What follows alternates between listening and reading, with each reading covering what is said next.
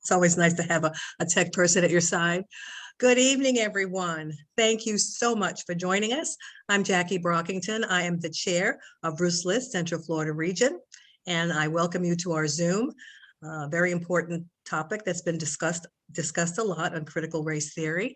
But what I'd like to do is also introduce you to our co-chair, which is Danielle Prendergast. She is joining us as well. We also have Kay Mathers, who is our program director of Ruth's List Florida. So many people to mention. We also have some board members. We have Lori Wack joining us. And we also, I saw Jennifer Anderson. And so I just welcome everybody. This is going to be very, very interesting. And hopefully you will come away very informed. Now, this is going to, our special guest, who we'll introduce in just a moment, will be giving his presentation. And then after that, this presentation, we will be open to questions and he'll have the answers, I'm quite sure. I would ask folks, though, to mute yourselves so that we can hear everyone clearly and we don't have any problems. There's no rush. We have lots of time. I would ask that if you have a question, please put it in the chat. There's also, you can raise your hand, but I can't see everyone. So it'd be best if you would put your question in the chat and we'll do our very best to answer it. And if that's okay, we will, I'd like to introduce our guest. And what I'd like to do is introduce our speaker. It is Professor Michael Butler. He's a Kenan Distinguished Professor of History and Director of African American Studies at Flagler College in St. Augustine. He graduated magna cum laude with a BA in History from Spring Hill College in Mobile, and he received both his master's and doctorate in history from the University of Mississippi, specializing in 20th century Southern history and the civil rights movement. Now, he has published numerous articles on civil rights, and he is the author of a book about civil rights activist H.K. Matthews.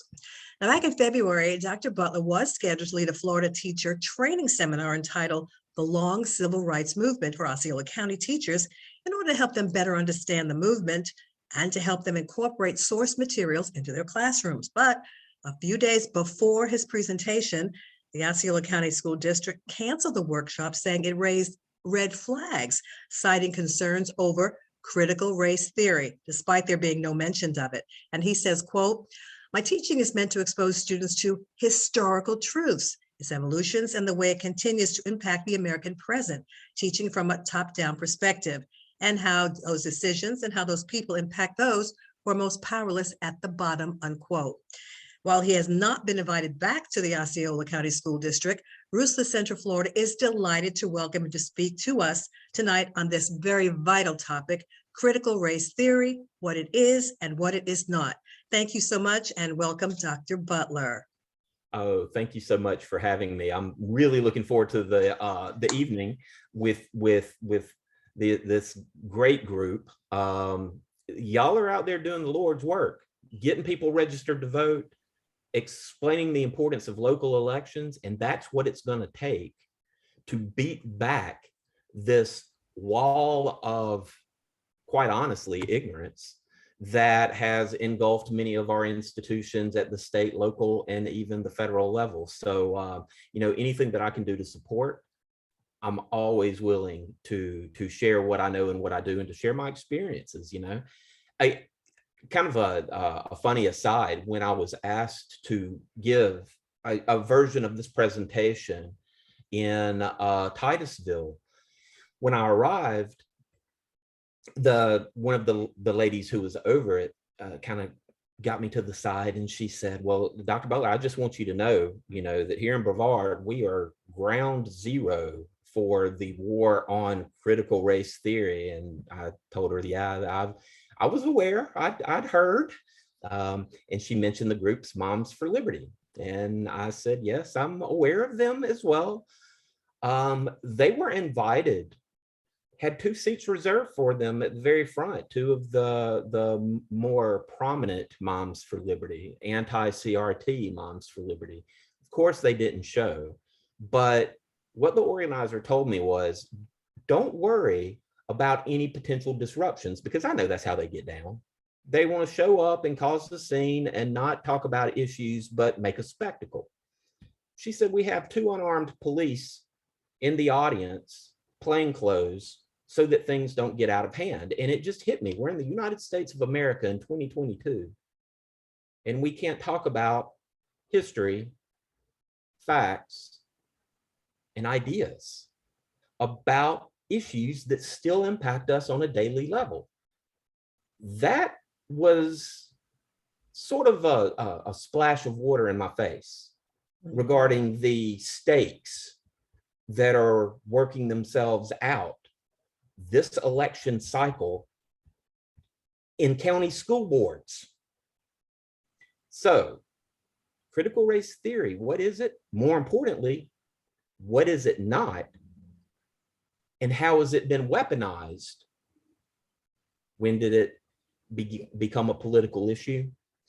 Now, one of the things that I'll do is provide Ms. Wack the really brief PowerPoint that I have, because at the end I have some articles, some, for more on really accessible, credible journalistic pieces from the New Yorker, from Slate Magazine, from Salon, that explain many of the topics that I'm going to address today, right?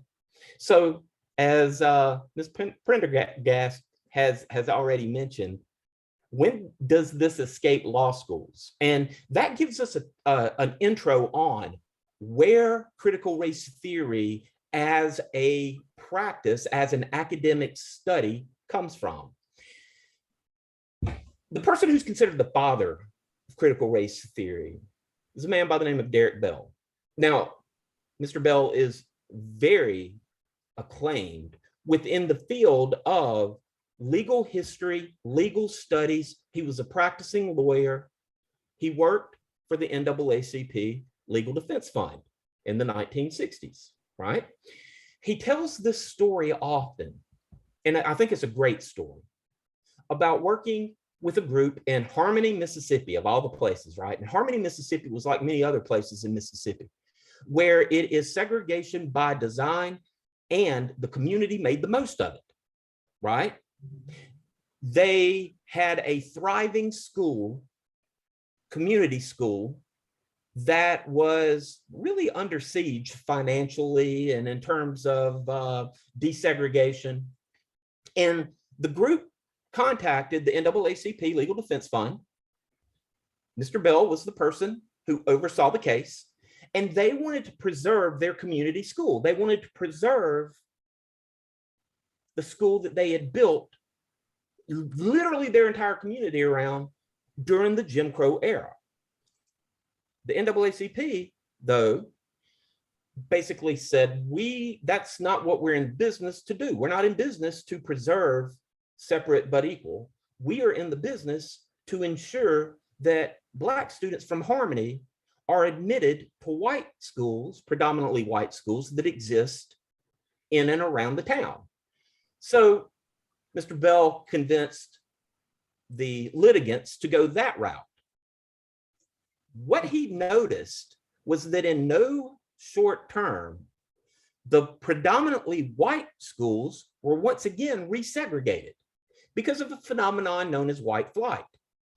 Parents either moved or they started private schools, which meant that the Black students the NAACP represented had both abandoned their community school and found themselves in a situation where the accommodations were worse. The Black teachers, administrators, principals were no longer employed, and they were left in a situation where things were in many ways worse than they were when they had their segregated community schools. What Derek Bell realized as a result of that one case was, as he wrote, quote, that racism is so rooted in America that it's able to reassert itself after each successful wave of reform that's meant to eliminate it. So basically, racism is something that has gotten its claws so deep in our society that there are unintended consequences that we don't understand until we try to confront it. And it's so deeply ingrained that it is going to be resurrected in different ways. The private school movement, I think, is one of the examples that he used. In Southern history, we call them white academies, because private schools are started as soon as busing or court mandated integration orders are followed.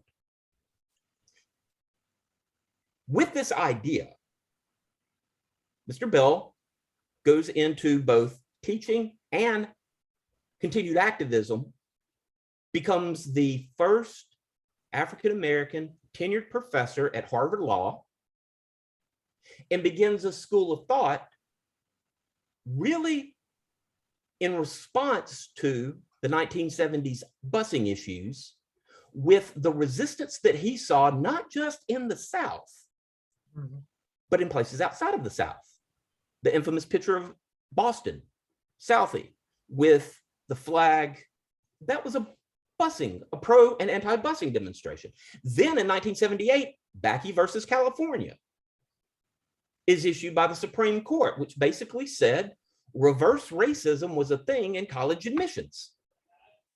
What Bell then does is begin to write about the consequences of many, many years, decades of racial injustice and how they have seeped into our society today. 1970 is really the first, it's the first major work in the vein of what we would call now critical race theory. 1970, race, racism, and American law. Race, racism, and American law. This is like ground zero of critical race studies, of critical race theory. As most academics do who develop this idea, it's not Derek Bell's alone. He drew upon the works of W.B. Du Bois. He drew upon the works of Booker T. Washington, believe it or not.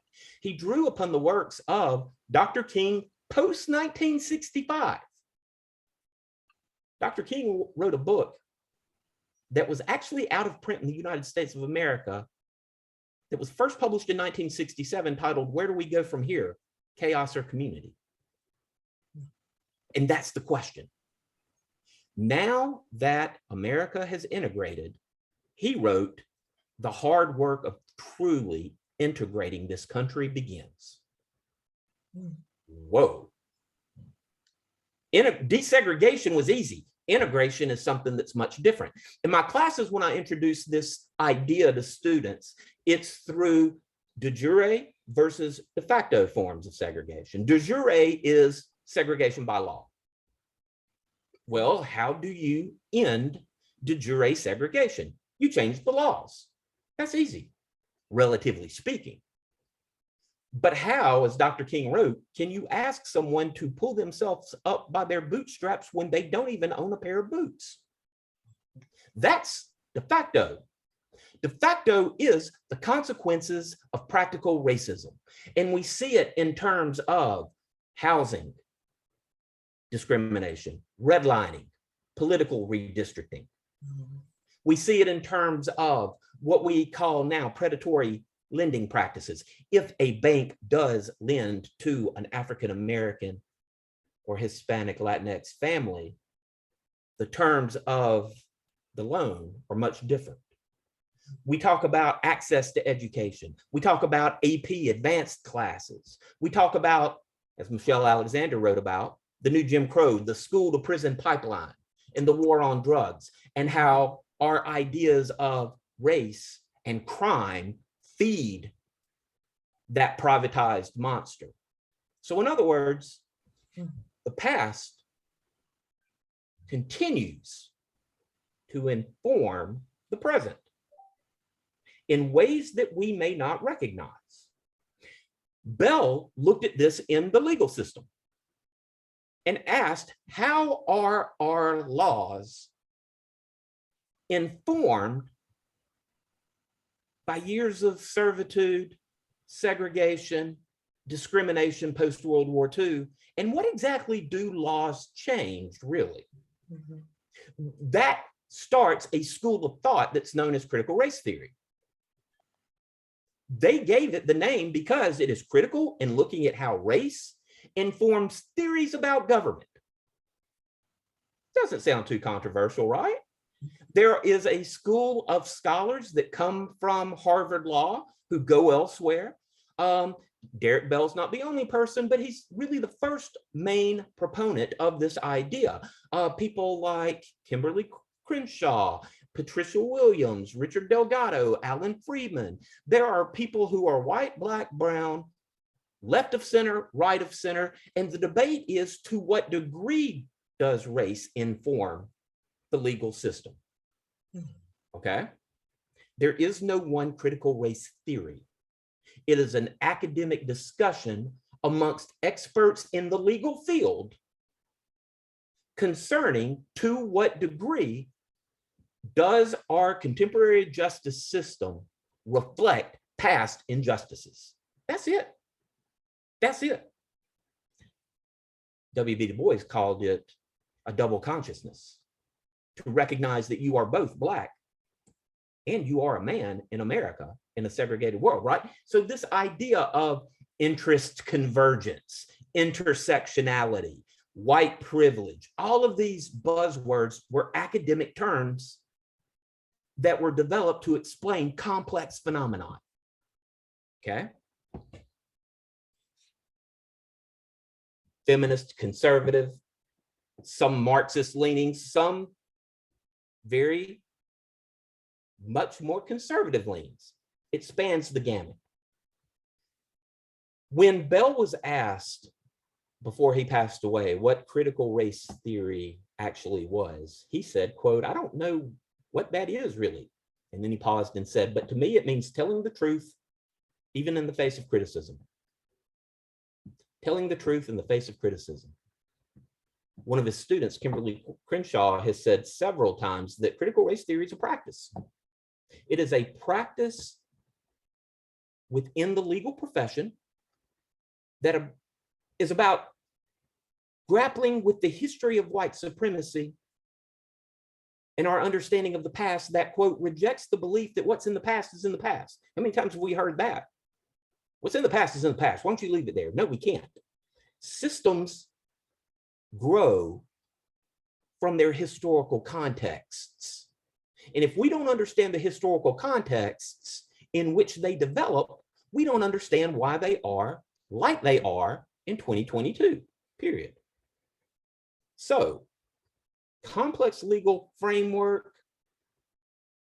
As of the fall of 2021, there's only one critical race theory class taught in the entire state of Mississippi, and that is at the Williams Law School at the University of Mississippi. It's a senior level class. So, how does it become politicized? I think is the question. Well, I've said before we started that when we talk about critical race theory, we have to understand that we're not dealing with good faith actors. We're not dealing with people who are intellectually curious. We're dealing with people who have intentionally and openly politicized the terms for their own agendas. Look no further than a man named Mark Ruffo. Mark Ruffo, who now is at what it's called the Manhattan Institute. It's a conservative think tank. He was at a place called the Center on Wealth and Poverty at the Discovery Institute, which, look up the Discovery Institute. These are the people who are for eliminating all vestiges of liberalism and indoctrination. And like I said, they're not good faith actors. Okay. Ruffo had investigated several Fortune 500 diversity training seminars. Wait, diversity training? In which people who were not equipped to talk about the impact that race has in the workplace from a historical perspective are doing the best they can. Ruffo is a genius at finding things, bringing it out, and saying, look what's happening in America. Well, no, you're taking diversity training out of context from people who aren't trained in the legal or historical fields. Ruffo, on September 2nd, 2020, went on the most journalistically sound program we have in the United States today, the Tucker Carlson Show. Did I say something about not dealing with good faith actors?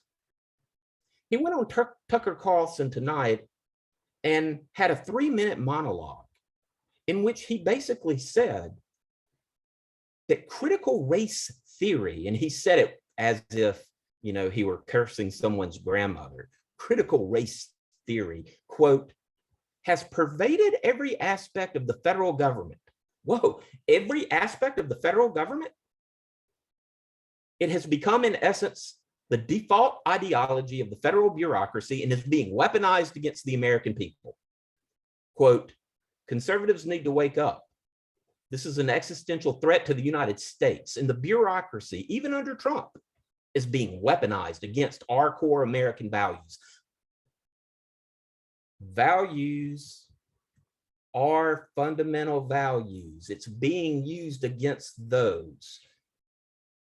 I'd like to make it explicit, quote, the president and the White House, it's within their authority to immediately issue an executive order to abolish critical race theory training from the federal government.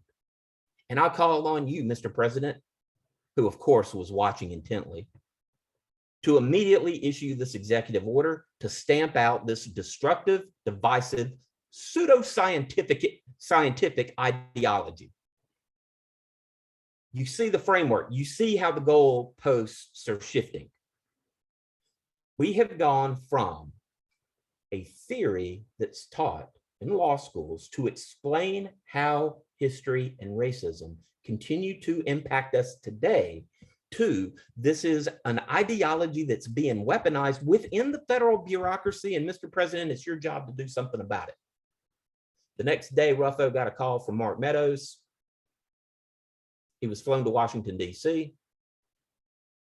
He helped craft an executive order that the former president issued.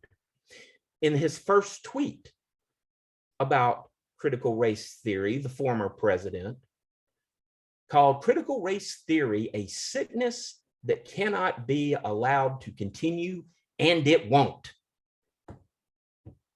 The first public statement our former president made about critical race theory, he said, quote, students in our universities, okay, so now we've gone from legal theory rooted in historical truth to diversity training to the federal bureaucracy to now university students. Okay, follow the bouncing ball, right?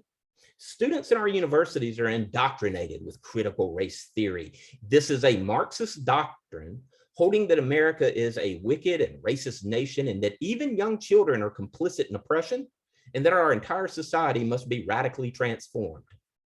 Critical race theory is being forced into our children's schools. It's being imposed into workplace training. It's being deployed to rip apart friends, neighbors, and families. We've gone from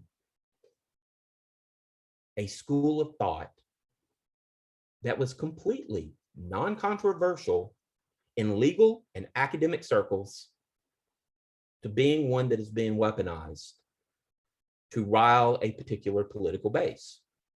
Even Mark Ruffo himself said, quote, I don't know where much of this outrage is coming from. Quote, we have successfully frozen their brand, critical race theory, into the public conversation and are steadily driving up negative perceptions. We will eventually turn it toxic as we put all of the various cultural insanities under that broad category. They are telling you in public that they are going to take everything they don't agree with, culturally speaking, and place it under that category, critical race theory. Critical race theory has been turned into anything that is critical of white supremacy, the ideology and the practice. Any anti-racist measure now runs the risk of being described as critical race theory. When I get to talk about these issues with people who are legitimately interested in them, one of the exercises I have, because I think that there should be some common sense, practical approach to what do I do if I'm accused of spreading critical race theory. And my answer is really simple. Number one, do your homework. And number two, when someone uses critical race theory in a pejorative way against you, turn the tables, ask them, what does it mean to them? Many times, if they can answer it, the answer is thoroughly incorrect. It's not just a totem in the cultural wars, right? As Lori mentioned, it has entered the political fray in our state. And I have seen the consequences of what happens when an executive demonizes, misrepresents, labels for his own political purposes an idea that is going to outrage his constituents, period. Stop woke. Don't say gay. The comfortableness of the student. I teach history. In particular, I teach African American, Southern civil rights history. And the reason's simple. I knew nothing about the civil rights movement until I went to graduate school. I considered myself a scholar of Southern history, and I knew very little. I knew the hits, right? I knew that Martin Luther King freed the slaves, Barack Obama was elected president, we all lived happily ever after, you know. Rosa Parks did something, you know. So I knew the narrative, right? I'm only being somewhat facetious. And I was determined that, man, well, the more I learned, the more fascinating it was, because the civil rights movement is the quintessential American story. The civil rights movement held up a mirror to the United States of America and asked ourselves, who is it that we claim to be and who is it that we are? The fact that you can have a group of citizens who, for reasons that they could not control in any way, shape, or form, deprive them of their constitutional rights is the most anti-American thing that you can conceive of. The fact that they use the system to change the laws is remarkably American, right? There are many nations where if there is a group that has been abused and has been disenfranchised and been marginalized, you know what they do to change the system? They overturn the system. That's revolutionary. It's American to use the Constitution to guarantee that rights and justice are applied to everyone equally, okay? So that in and of itself is an important story about what makes us uniquely American. The other part is understanding American history without understanding the African American perspective is like trying to understand your favorite movie and leaving out one of the central characters. It doesn't make sense. I was convinced that my students would be much more informed, much more aware of who people like Emmett Till, Bayard Rustin, who Malcolm X really was.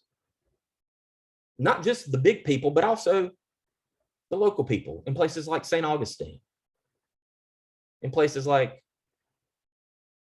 Rosewood, in places like Pensacola, right? So I'm passionate about the topic. I teach it from both a top-down, absolutely Ocoee,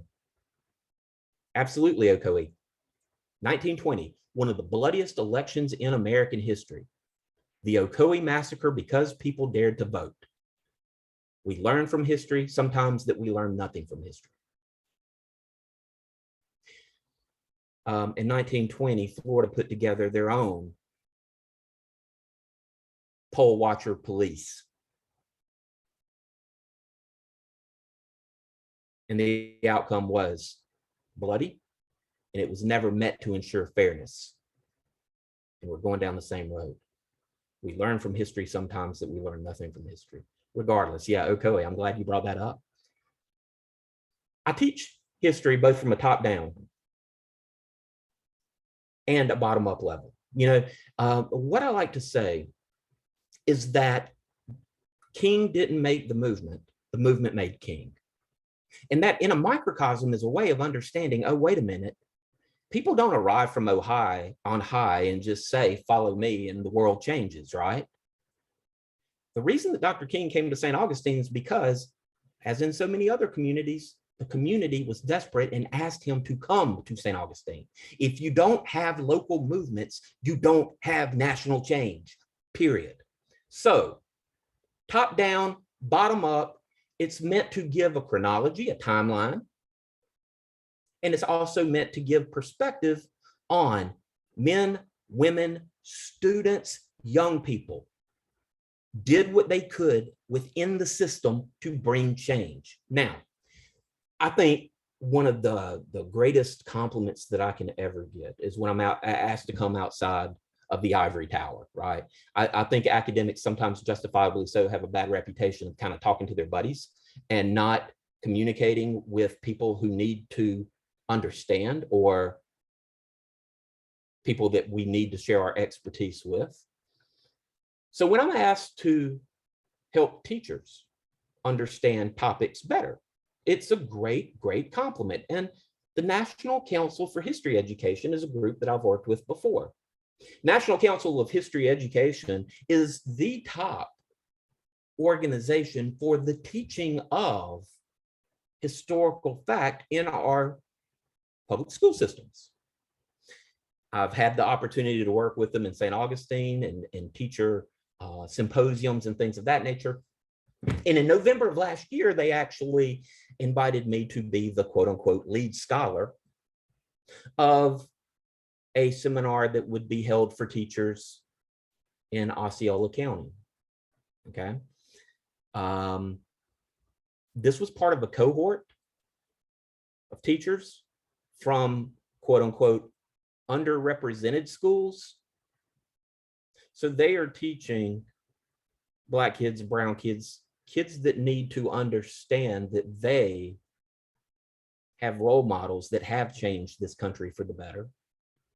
And in preparation for Black History Month, right?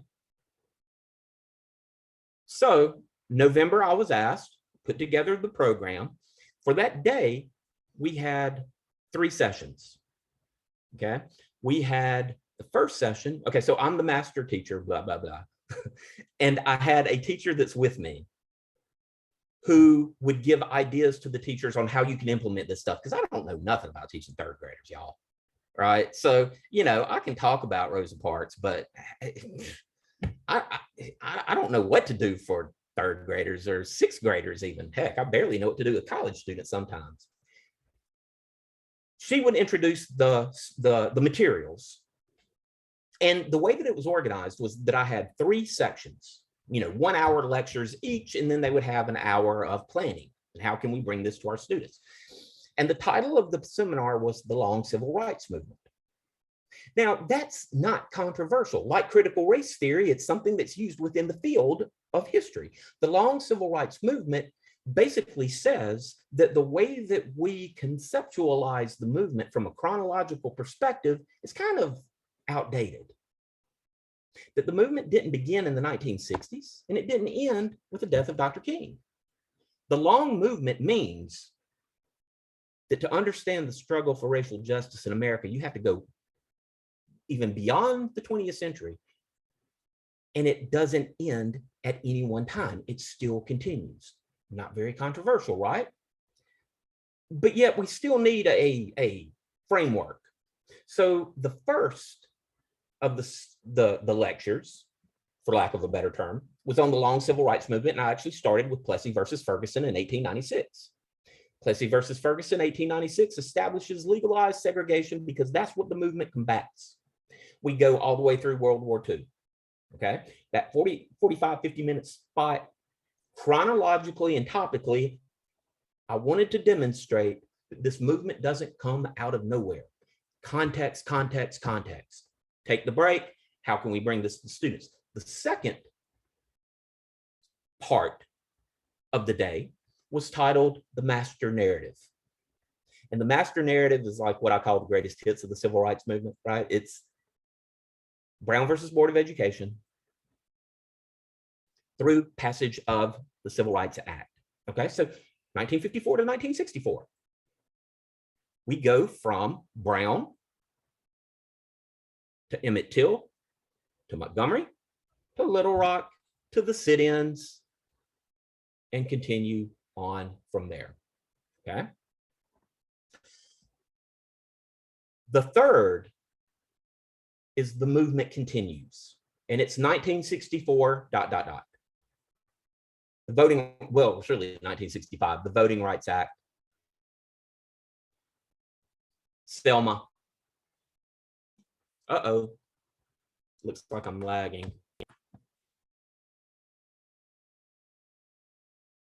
But I continue through, oh no.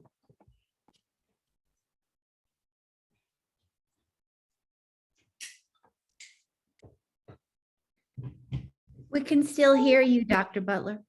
Okay, good, good. You know, I think, I'm not sure, but I'm pretty convinced that ever since this made national news, that the governor has infiltrated my Wi-Fi, and anytime I start talking about CRT, funny things start happening. I mean, I'm not even trying to get, I'm not even trying to get unemployment from the state, right? I'm just talking about history, and I don't know, man. Anyway, you get the idea.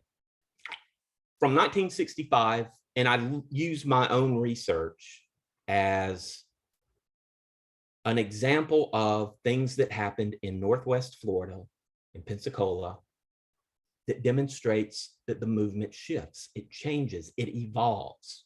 Because the issues in Northwest Florida that consumed that region revolved around, I'm glad these issues are over, the presence of Confederate images in public schools, and instances of police brutality where the local sheriff's department, under questionable circumstances, had a tendency to kill Black motorists. It's a civil rights issue that continued to this day. So that was it. That was it. That the master narrative into the movement continues. And the first was the long movement. So long story short, we had planned this for at least 2 months. The Osceola County District was to host us. I think it was on January 22nd. It was a Saturday. The Wednesday before, the National Council of History Educators received a call that said the title of the seminar, The Long Civil Rights Movement, quote, raises red flags about the teaching of critical race theory, you know, in light of the conversations we're having at the state and local levels. We want to make sure that critical race theory hasn't entered our district. No one from the school district has ever talked to me. No one ever requested to see my materials, PowerPoint, notes. No one to this day. They simply conflated civil rights movement with CRT. They said that they had put together a panel. I don't know who's on this panel. I don't know how qualified they are. I don't know who they are. I don't even know if it exists. But they didn't want, in light of funding cuts that were made, remember, this is January. It happened in Duval County, just to the north of where I am right now. The governor passes an executive order that prohibited school boards from imposing masks to protect students in the midst of a pandemic. Duval said it's a health crisis. We are masking, and the state withheld funds. So in a way, I do understand, although not agree. There's a difference between an excuse and an explanation. The explanation is that a school district feared that a topic that had been politicized would be used against them by a governor who is more interested in building a resume for 2024 than he is interested in the dissemination of historical truth. And I swear, in history, the thing I love is from the "you can't make this up" files. The next day, public school teachers in the state of Florida received from the governor's wife's office a Black History Month essay contest advertisement, right? And as one teacher contacted me and said, I guess the winner will have to say that the civil rights movement ended and we all lived happily ever after. That seems to be the message. And of course, I was pretty outraged. I never would have thought that in this country, even with the subversions that we've had, I mean, I guess it wouldn't be subversive, it would be outright attempts at overthrowing the government have occurred, that the teaching of history would become banned, outlawed by people at the local level for reasons that had nothing to do with the education of their kids. This was to help teachers. This was, I mean, I love what I do. I do have a doctorate. I don't take advice about my heart from a mechanic. I don't take advice about my car from a cardiologist. No one even asked me what my presentation was about. No one ever asked me which courses I taught, how I'm trained, nothing. It was just determined that because there's this fear of critical race theory and a burgeoning parents' rights movement that wants to control every aspect of the public education system, because, I mean, let's be honest, they want public education to collapse because they want to privatize it. I mean, let's make no mistake about it. There is an attack on public education in this state and in this country because the people who most stand to benefit are those who can privatize and profit and also indoctrinate, ironically enough. Because sometimes you protest too much. An accusation is actually a confession sometimes. And when you accuse, quote unquote, liberal college professors of indoctrinating students, well, maybe it's because that's how you wish that the education system should work. The story went national, right? I was absolutely astonished with the attention that it received. I was told by a journalist from NBC that the reason I expressed to him that I cannot believe that this is accelerated the way that it has. And he said, oh no, don't be surprised. Yours is the first story of many that are sure to come. And he was absolutely right. He was absolutely right. Critical race theory has been taken from what it originally was, and it has been demonized into the equivalent of modern day McCarthyism. So that if there's something that a group finds morally reprehensible in their own worldviews, they can label it critical race theory and provoke outrage pertaining to the teaching of chronologically and topically based history. This has nothing to do with indoctrination. It has to do with education. And in a period in which the prison population, the sentencing discrepancies, in a state in which we voted 70+% to restore the vote to people who serve their penalties and are released from prison, that we go back on that and say, oh no, you have to pay restitution. That's a subversion of democracy. All of this is related, right? There is right now, it's low-hanging fruit to wage war on the classroom because teachers are afraid. One of the things that I have teaching at the college level is academic freedom, right? It's a concept that does not exist in the public schools. And quite frankly, if you look at what's happening in places like the UF and FAU with the establishment of these conservative think tank groups on those campuses, it's being threatened there too. But most teachers just want to survive the day, sometimes quite literally, right? Florida has a teacher shortage. Florida pays its teachers less than nearly, well, what is it, the 40-something state? And that's after we've raised it, okay? This is going to be a consequence that actually accentuates our teacher shortage.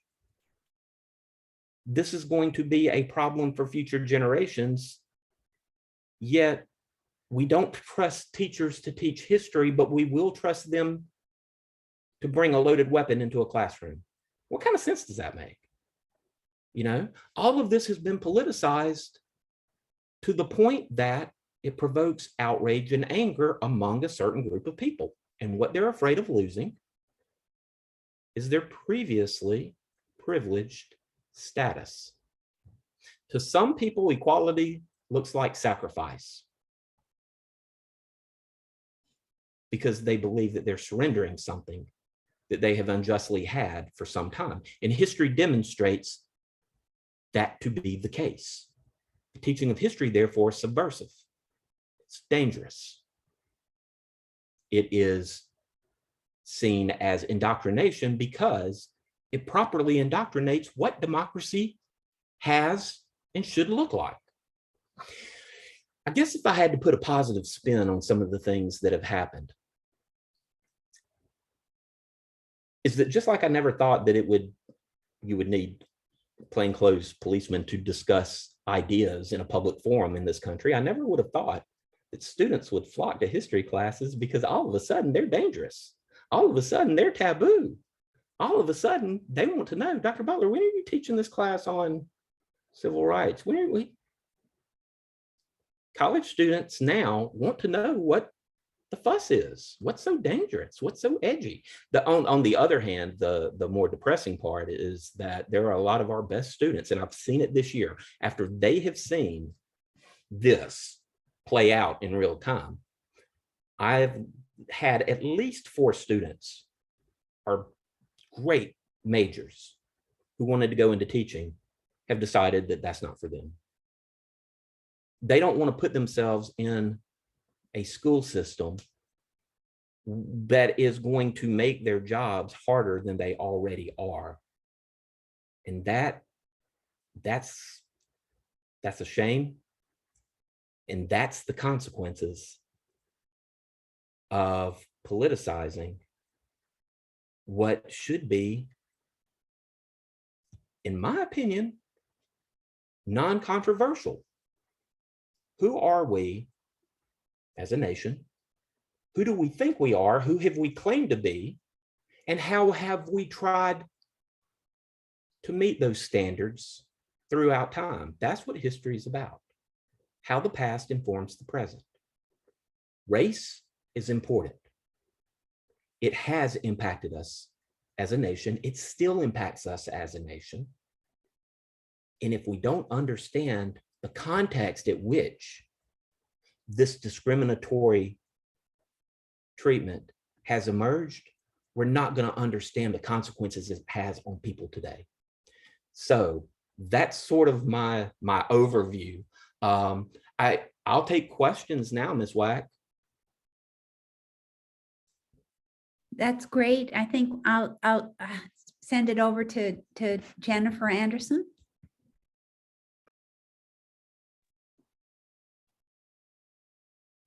Okay.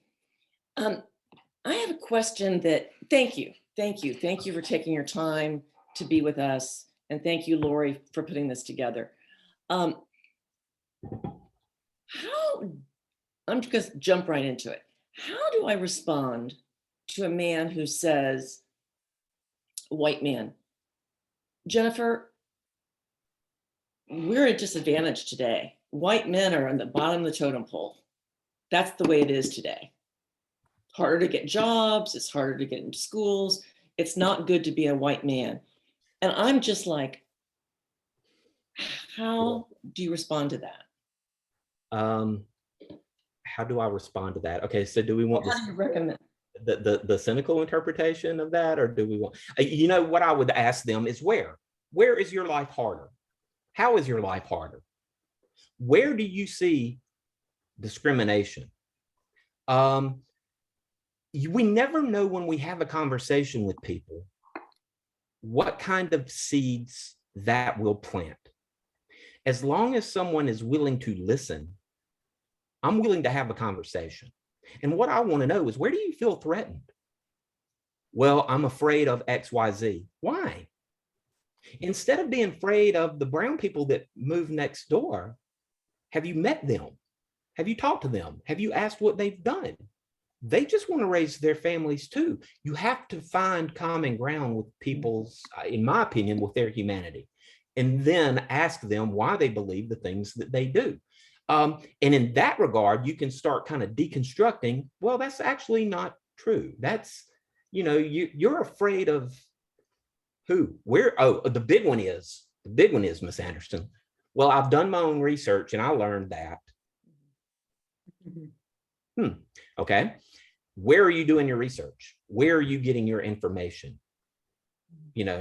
Tell me why you can't trust the mainstream media. Where is this coming from? Do you think it has a political objective? It's the same thing, with the Mark Ruffos of the world. If you know where they're getting their information, you can pick it apart easily. So engage in a dialogue. Anytime I have similar conversations, I do ask this, where do you feel like you're aggrieved? Where do you think that treating people with dignity compromises your rights as a citizen? The other thing that I'll say is that for people like that, they often love to say there are certain amendments that they love. The Constitution is not a buffet.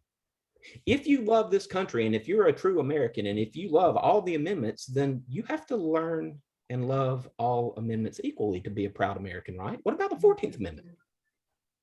What about the 15th Amendment? What about the 8th Amendment? Right? If you love America, how have you studied this country's history? What books are you reading? And for me, that's a way of asking questions and having dialogue, hopefully in ways that causes people to think about why they have the prejudices that they do, because we all do, and one of the things that on this line, Ms. Anderson, one of the things that exactly, the 14th Amendment is what I think it's the jewel of the Constitution, right?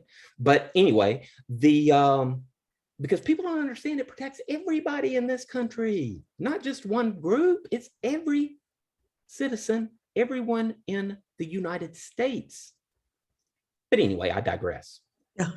When where was I going? Well, what was I saying? I was on my high horse, which I placed on top of a soapbox again. Oh, That's okay, Dr. Butler. Rest your mind for just a second. What I'd like to do is have a question from Dr. Karen Castor-Gentle. She has a question, and please continue to put your questions in the chat, and we will try to get to as many as we can. Yes, thank you. That was a great discussion. I serve right now on the Orange County School Board, and we get lots of people at our meetings making a lot of accusations frequently. And we're not always able to respond as the board to folks. And we're not in a situation where we can challenge when they're doing a public discussion. So that's not really a place where we can, start a dialogue with people. But the same folks seem to keep coming back week after week after week. Sometimes, like you mentioned, that you've had to have security. Well, we've had security at our meetings and they've gotten ugly. But what do you think is coming next? What do you think is going to happen? Do you think it's going to be more inflamed the closer we get to the election dates? Do you think it might retreat after that? Or do you think that this is part of just that long civil rights movement where they're going to continue to come at us in the public schools for something new but related? Dr. Dental, I hate to be the bearer of bad news, but I try to be a realist. Anytime in this country we have seen progressive change, particularly when it comes to racial equality, there's an inevitable backlash. There is going to be pushback because, like I said, to certain people, equality means sacrifice. With that being said, we see at school board meetings, that's the local level of people acting like our former president did in a public forum. That normalizes incivility, right? So what you're seeing is the culmination of 4 years of acting like that in a disrespectful public forum. Okay, so it's been normalized, number one. Number two, do I think it's going to get worse? Yes, because those same people keep coming back. That's who these politicians are trying to hook. They're not trying to hook the people in the middle who actually want to think about things critically or reflect positively about how we can change. They want people to be mad. They want people to think that there are groomers on the school board. They want people to think that somehow their world is crashing down. And part of the reason that we had someone in office who acted like that is because we elected a Black man president. We don't have Trump unless we have President Obama. We don't have January 6th unless we have someone who has taken a blowtorch to public decency and normality. Will it get worse? Yes, because the foundation is you can't believe election results. And a coup unpunished is a dress rehearsal. It's only going to get worse. And I see it with our current governor. He is using the same sort of rhetoric and appealing to the same sort of people in a much more dignified way, at least in terms of surface appearances, right? He's not going to use the locker room talk. He may not have 3 wives and children out of wedlock. You know, he may not have been rumored to have slept with a porn star yet, but he is going to appeal to middle America. And when people say he says what he thinks, he says what's on his mind, what they're really saying is that he says what's on my mind. So my fear is we don't know what's coming next, but we do know that the classroom has become a political battleground because look, if there is a school of thought that really thinks our government was controlled by child trafficking pedophiles, this QAnon stuff is bananas. Yeah, thank you. Thank you. Thank you so much. Dr. Butler, I do have a question from Edna Morris. And the question is, building what you said about impact of local movements on federal change, do you think organizations like Bridge USA, Braver Angels, Bridge Alliance can actually impact change? Yes. Yes. I think that we see that the most impactful groups have been those that started at the local levels, right? Yeah, I do. And I think that what we're seeing as well historically is that you have to address the problem that's in your backyard first. And what I mean by that is that in the civil rights movement, in the aftermath of Montgomery, right, 1955, 1956, city buses integrated, direct action protest. There were other communities that said, hey, this direct action protest works, but it's not really the bus systems in our city that's a problem. It might be the schools. In other places, it may be the downtown lunch counters. It may be different things in different communities that are the contemporary issue, the problem of the time. What local groups are really, really good at doing is understanding the local history, the people that are involved, and how to most impact local change more rapidly than you can at the state or national level. So those local groups provide us a model of how democratic change can come in the most brief of election cycles in particular. So yeah, I think they absolutely can. Remember, Black Lives Matter started as a grassroots movement. Sometimes they go nationally and they splinter, but change has to come first at the local level in those groups and politically. I mean, that's the thing too. The movement teaches us that you're not going to make national changes until you first impact change at the local level. So every election, vote. I'm preaching to the choir.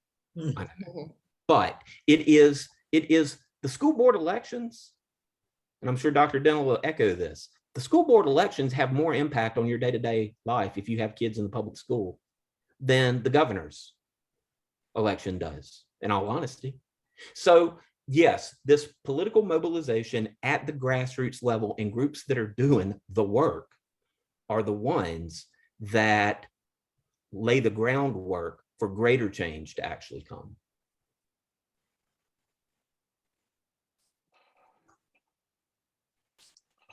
All right, we have a next question, Jennifer Anderson. The right wing took the word feminism and made it into a bad idea, feminazis. Can we do the same to CRT, convince people that being anti-CRT is racist? One of the things that the political right is really good at is what I call definitional theft. They're really good at taking language and weaponizing it against its original meaning. For instance, Black Lives Matter. It's not controversial on its outset. Black lives matter. Well, the opposite is what? Black lives don't matter? That no. So you have to demonize the word. You have to demonize the movement. You have to somehow make it less than what it claims to be. Same thing with feminism. Same thing with critical race theory. Yes, we have to be able to say that word is not being used properly. That term is incorrect in its application. I'm not so much in terms, I get where you're going about taking wokeness and making it a pejorative and saying, well, we have to come up with something like don't say gay, which is a great use of the phrase, right? To shed light on what this bill really does. I'm not so much against taking language and reversing it as much as I am clarifying that you are using it improperly. What do you mean by that? Do you mean Black lives don't matter? No, I mean blue lives matter. There are no blue lives. There are no blue people. There is a history of Black people being lynched in this country. There is a history of Black men being gunned down in front of their families on a level that is not happening to white people. So you're saying that Black lives don't matter. I think it's the correct use of the terms. Critical race theory is what I've described. It's an intellectual framework through which we understand X, Y, and Z, right? So yeah, I think that one thing the political left is really bad at is reclaiming those terms and saying that this is what it is, not that. Quit using it inappropriately and incorrectly. Thank you. There's a question, I hope I'm pronouncing your name correctly, from Jean Iglesias. If white people say they're aggrieved, then we should pose, why do they not relate or understand that Black, Brown, Asian, etc. folks have been aggrieved? Why is their sense of being aggrieved more important than others? Trying to at least get them to see, excuse me, that they are denying the challenges of others might help break through to them. I totally agree. I think that that's one of the most important consequences of studying history, is that it teaches empathy. Without even teaching, you should care about people, that you learn about experiences that are not your own.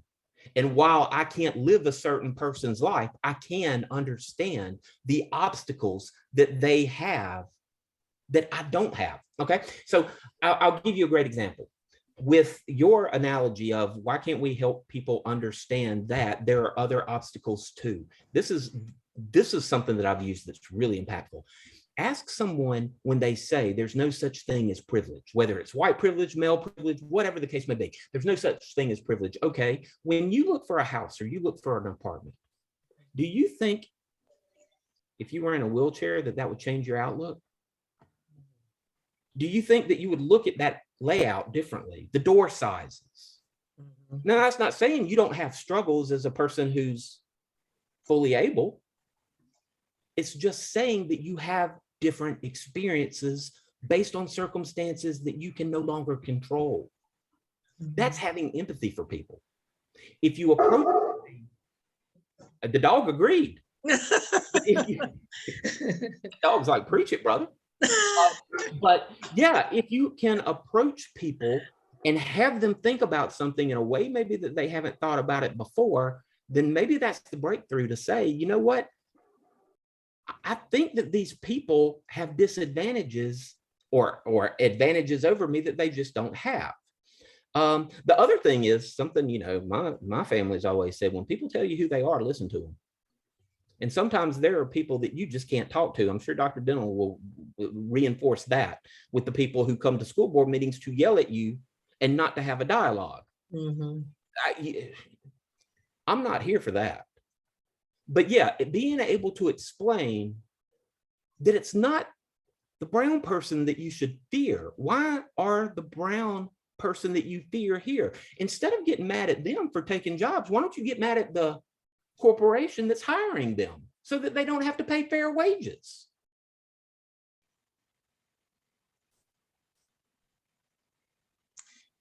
That's a rhetorical.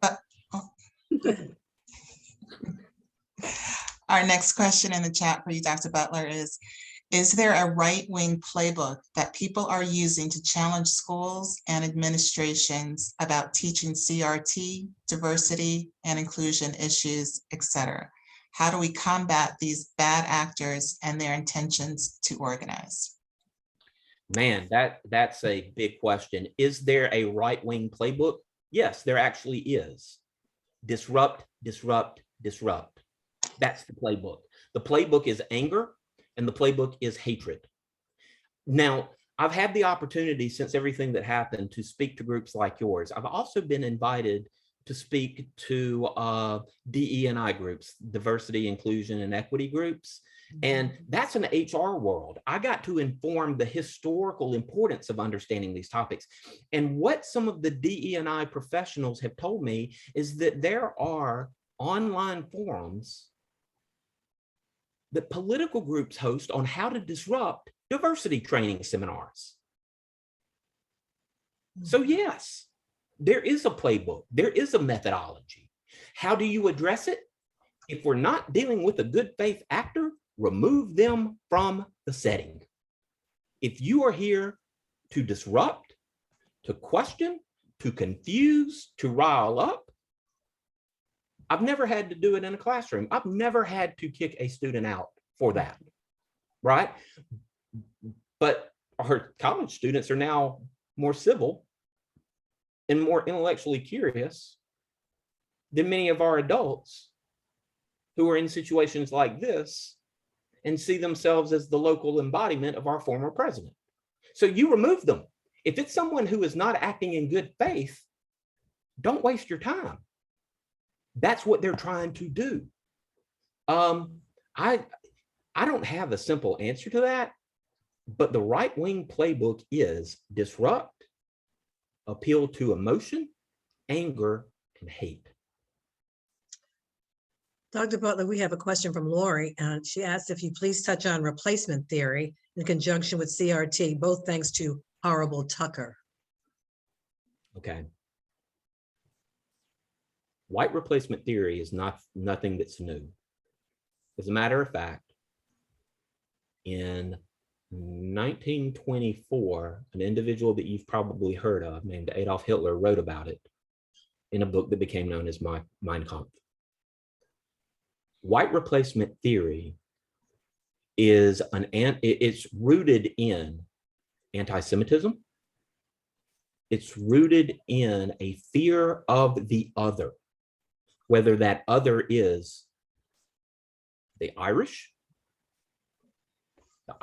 breed like rabbits, quote unquote, the literature said.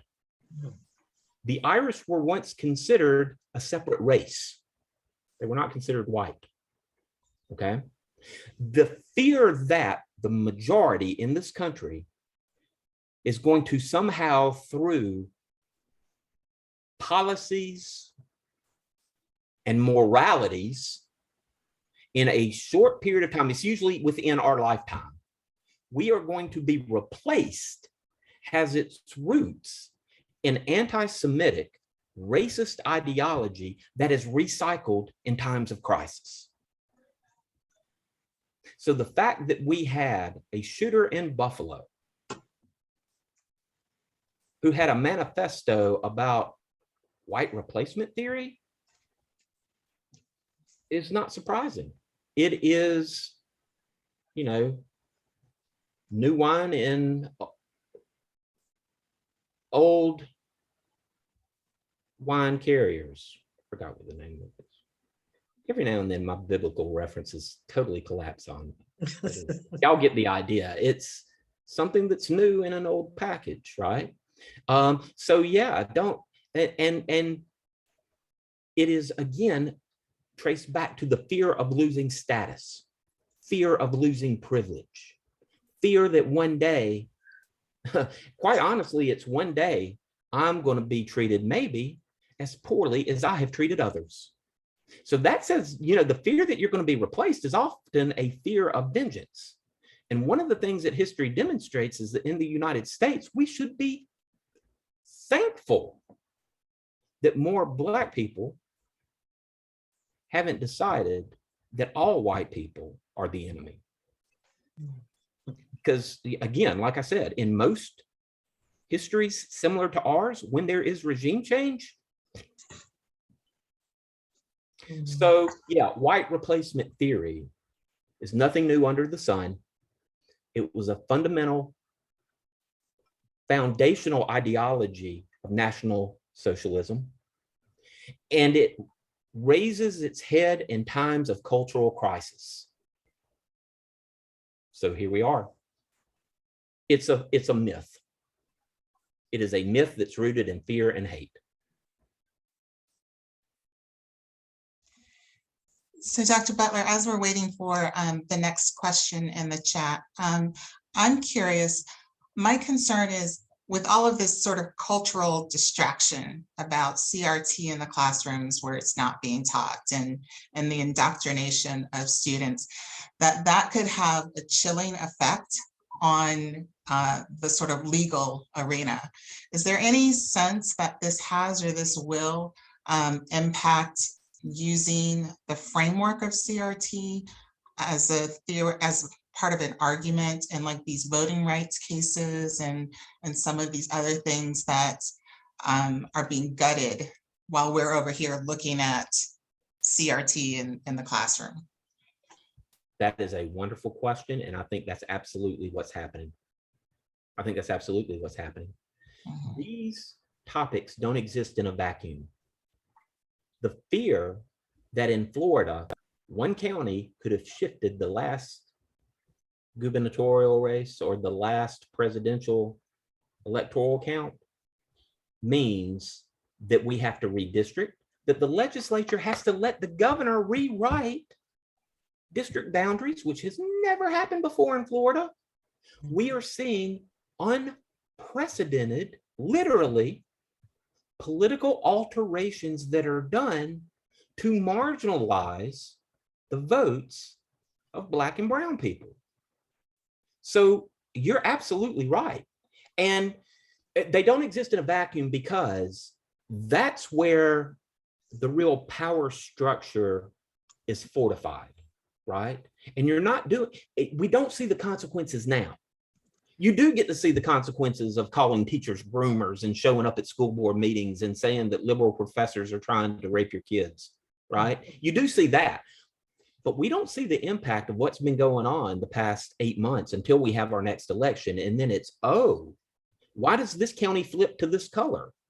Why all of a sudden do we have this district going this way? It's because of all the changes that are being made now. Unfortunately, in a democracy, we get the government we deserve. And when people aren't paying attention to these really unsexy yet high impact political maneuverings, it's laying the foundation for problems in the future. Absolutely. And that's, it kind of reminds me of another talking point that I have, Ms. Prendergast, and that is, why history? Why, when people say, so what? So people are lying about history. What's the big deal? Is it a distraction, or do they really believe it? Look, I've been involved in one of my emphases in graduate school was called The Lost Cause, and it was about how the Confederacy rewrote what the Civil War was about. Monuments, Confederate images. Okay, so I know quite a bit about that. And what we've learned is that rewriting the past, lying about the past, is a tool of authoritarianism to control the present. People who lie about the past do it to control the present. It validates policies, programs, and ideas that they want to claim are historically supported, and they're not. Controlling the stories we tell about the past is a tactic of authoritarianism. Only authoritarians are more afraid of the historical truth than they are a loaded weapon. And that's where we are. Does anybody, we'd also like to encourage you to, if you have questions, to put them in the chat, and we have time. We'll get to as many of them as we can. One of us is, one question Lori posed is, do you see a hopeful direction being taken by your students? I do. I have never been, and maybe it's because I've had the privilege of working with young people.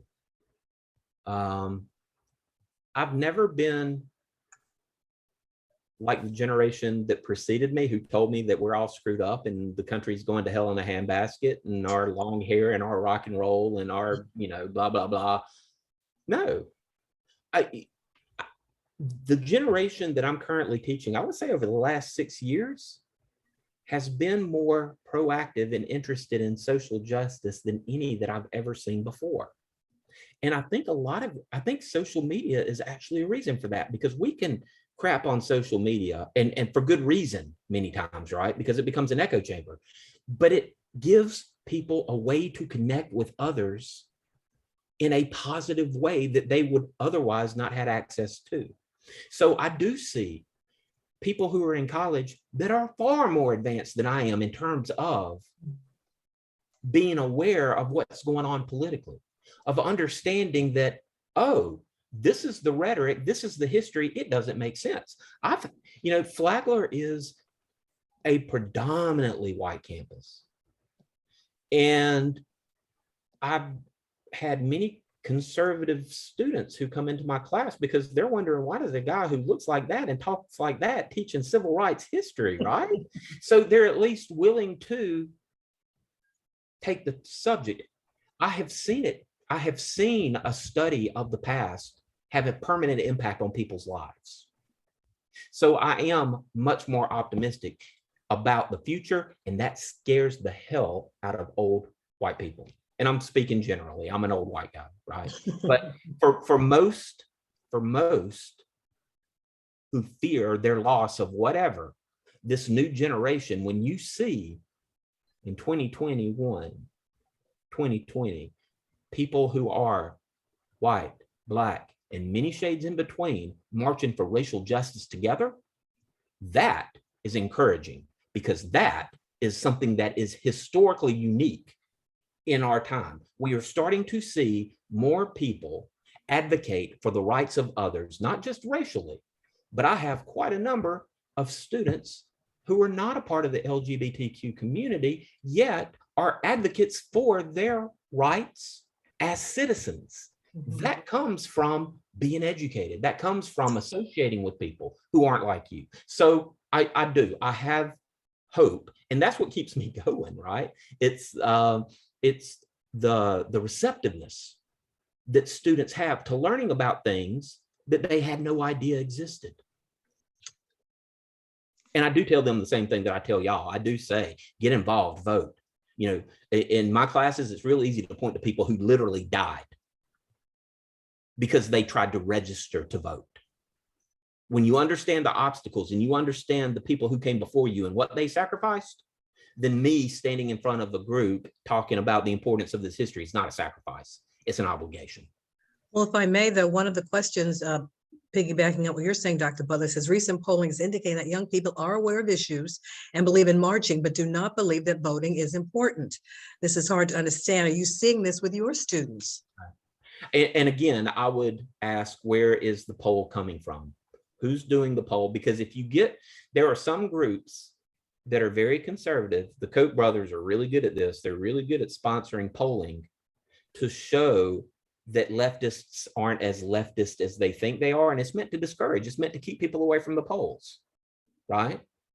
So we have to be very critical about accepting the information that we get.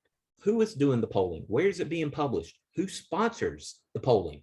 Because when you have groups like the Center on Wealth and Poverty that are sponsoring discussions on CRT, it's like, wait a minute, you're not exactly a disinterested actor. There's a political agenda here. I don't see that.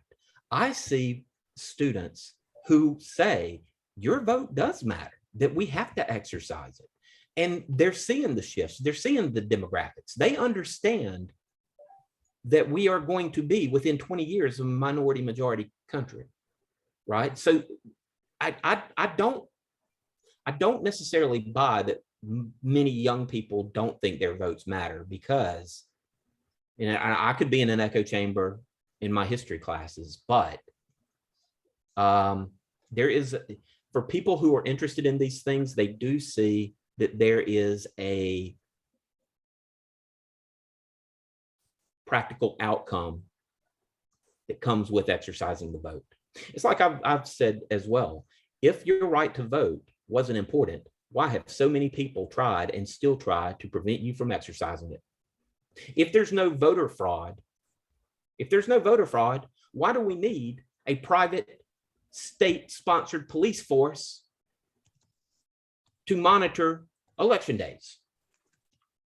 If there is no fraud, if the election of 2020 was the most secure we've ever had in this state, according to our governor, then why are we trying to eliminate absentee voting and drop-off ballot? So, you know, pointing out these questions, it does energize students. And if you let them know they're doing something that adults don't necessarily want them doing, they're more likely to do it. Our next question asks, what are some of the best books or websites that you recommend reading? Oh, wow. Okay. So, geez, there's no shortage of good books on these topics. There is a collection of essays that I've just ordered. I've used bits and pieces of them myself. It's the Critical Race Theory Reader. There is another great book that wasn't considered CRT when it was released, but now kind of falls into that category. It's Michelle Alexander's The New Jim Crow. right? There are any number of histories about the relationship between policing and our communities of color. Oh, allow me to retort.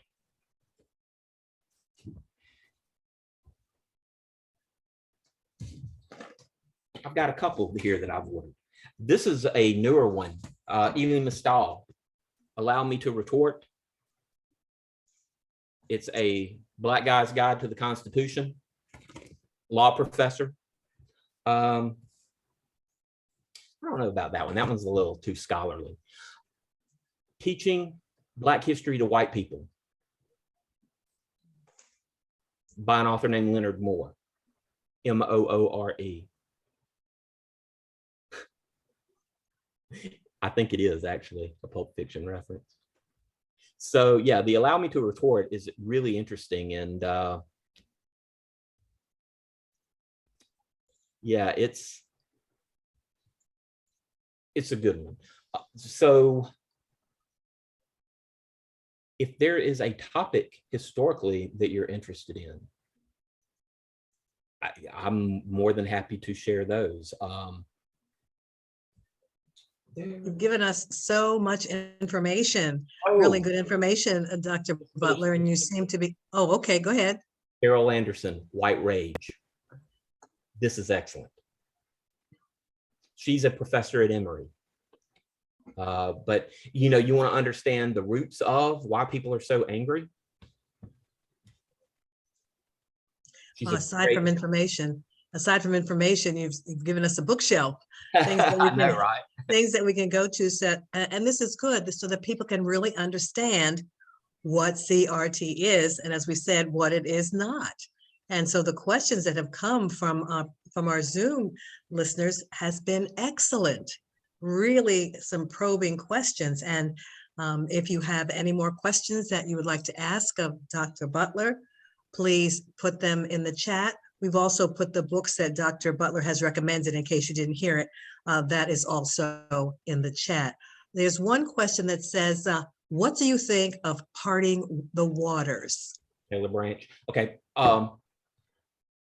Taylor Branch wrote a 3-volume history of America during the King years. And Parting the Waters is one of those volumes. I think it's the first one. It is the first one. I have those. It's a very good overall journalistic day-by-day narrative account. It can be a bit dry in places. I tend to like, there you go, America during the King years, right? So I tend to like historical books that have much more of an argument. And Mr. Branch is a journalist, but it's great journalism. I mean, it is a day-by-day account of Dr. King's life and what's going on in the United States during that time. But yeah, maybe I noticed that one of the suggestions was coming up with a reading list. I've been asked for that. I think that's a great suggestion and something that I probably should do. So I'll be, yeah, Ibram Kendi, the Black Campus Movement. He's another good one. Of course, Stamped from the Beginning by Kendi is must read. So I can just keep going on and on with all the books I'm suggesting. And I haven't even plugged my book, so you know. Go right ahead. The book that I would is Beyond Integration is the title.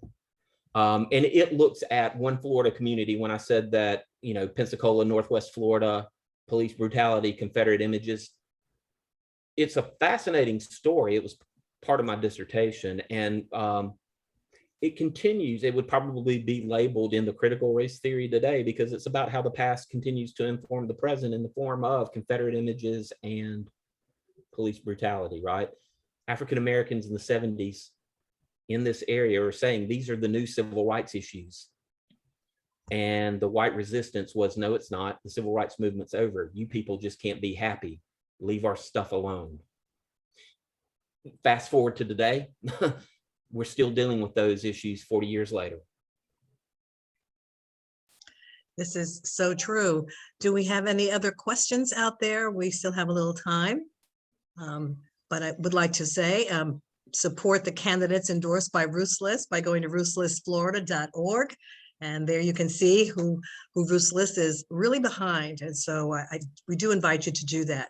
Once again, that's ruthslistflorida.org, and you will see the candidates being endorsed by Ruth's List Florida. So it's just, you've been amazing, Dr. Butler. Thank A lot of times, we have professors, you go in their class and it's like, okay, here we go, dry, dry, dry.